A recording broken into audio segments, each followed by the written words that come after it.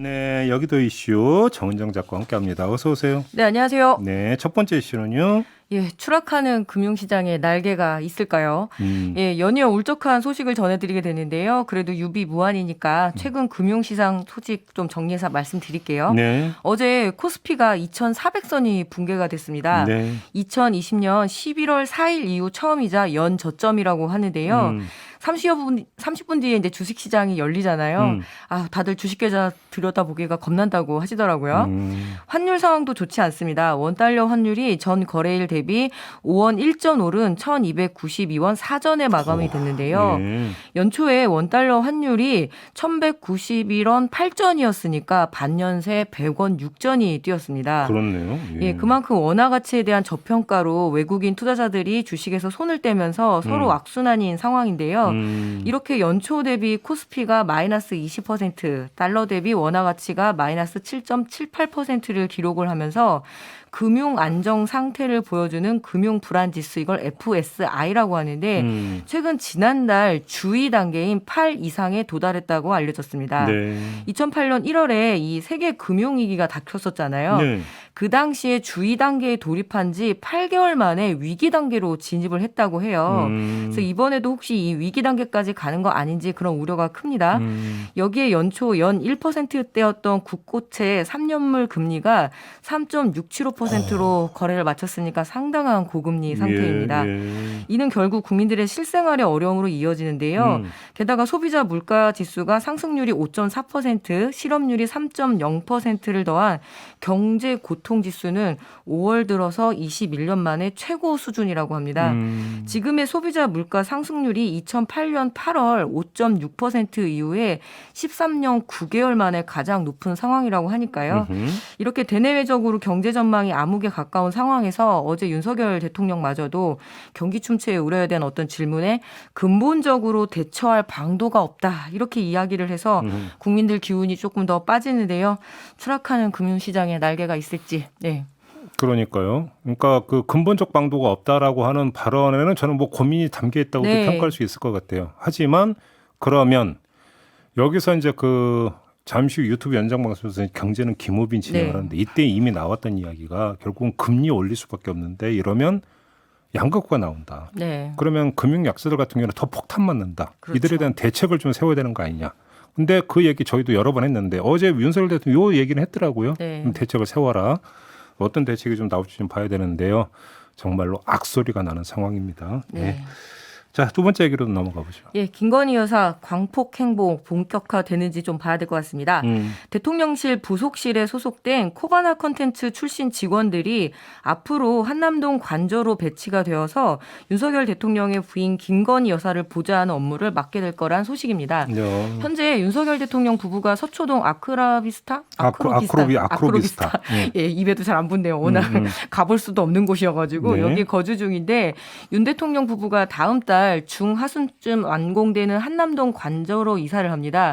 이때 코바나 컨텐츠 출신 직원 2명도 함께 한남동 관저로 배치가 되어서 김건희 여사를 수행하게 된다고 하는데요. 사실상 제2 부속실의 역할을 하게 됩니다. 네. 그럼에도 대통령실은 윤 대통령이 공약한 제2 부속실 폐기는 뒤집지 않는다는 입장을 고수하고 있고요. 앞뒤가 좀 맞지가 않죠. 게다가 이 코바나 출신 직원들의 사적 채용 논란도 아직 해소가 되지 않은 상황에서 이게 정말 눈 가리고 아웅하는 거 아니냐, 이런 이야기도 있고요. 네. 지난주에만 김건희 여사가 6개의 일정을 수행했습니다. 지난 주말에 있었던 고 심정민 소령 추모 음악회에서는 첫 연설까지 한 것으로 알려졌는데요. 네. 그야말로 광폭 행보를 보이고 있죠.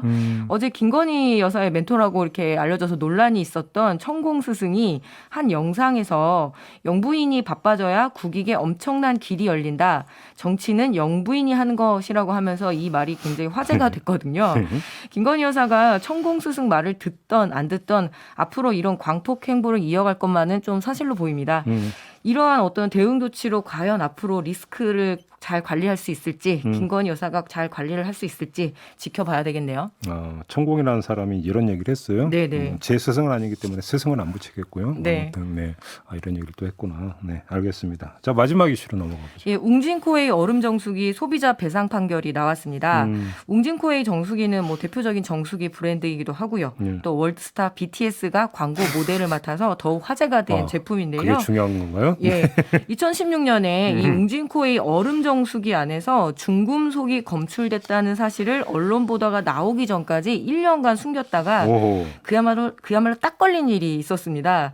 이번에 코웨이가 소비자에게 그래서 손해배상을 해야 한다는 그 대법원이 그러니까 원고 승소 판결을 확정을 했습니다. 코웨이는 2015년 7월에 이 얼음 정수기에서 은색 금속 물질이 나온다는 소비자 제보와 직원 보고를 받고도 그냥 이게 그냥 뭐라 그러죠? 이걸 뭉쳤다고 해야 되나요? 그렇게 됐거든요. 그래서 이 얼음을 얼리는 구조물에 니켈 도금이 벗겨져서 마시는 물에 섞여 들어갔다는 사실을 소비자들에게 알리지 않았고요. 오, 이건 그래요? 예, 2016년 7월에 돼서야 언론에 보도가 나온 뒤 공개 사과를 했습니다. 이에 코웨이 얼음 정수기를 썼던 소비자 298명이 코웨이를 상대로 위자료 300만 원을 이제 청구하는 손해배상 소송을 제기했고요. 네. 이 중에서 직접 계약자인 78명의 소비자에게 100만 원을 배상하라는 판결입니다. 계속적 계약의 당사자는 상대방의 생명, 신체, 건강 등 안전에 위해가 발생할 위험이 있음을 미리 고지해 상대방이 위험을 회피할 적절한 방법을 선택할 수 있게 하거나 네. 위험 발생 방지를 위한 합리적 조치를 함으로써 그 위험을 제거했는지를 꼭 확인해야 된다. 이것이 의무다라는 것이 어제 판시였는데요. 네. 뭐 BTS 같은 빅모델을 기용할 정도로 잘 나가는 이 큰 기업에서 고작 100만 원의 이 배상 금액이 겁나지는 않았을 겁니다. 그래도 하지만 이 기업의 책임과 윤리에 대한 경종일 테고요. 타 기업도 반면 교사를 삼아서 좀 조심했으면 좋겠습니다. 아니, 저는 이해가 안 되는 게 다른 것도 아니고 지금 중금속이 나왔다는 네. 거잖아요. 그걸 확인을 했다라는 거잖아요. 근데 그걸 쉬쉬했다라는 거죠. 이게 말이 되는 얘기입니다. 생겼습니다. 다른 것도 아니고 중금속인데 네. 정말 소비자들을 물로 아니죠. 이거는 얼음으로 본 거네요. 그죠? 듣는 제가 얼음이 될 것 같은데요. 네. 아재 그거 그만하고. 네. 아니 근데 BTS를 광고 모델로까지 쓰는 것은 어떤 그 브랜드에 대한 신뢰도를 높이겠다라는 거잖아요.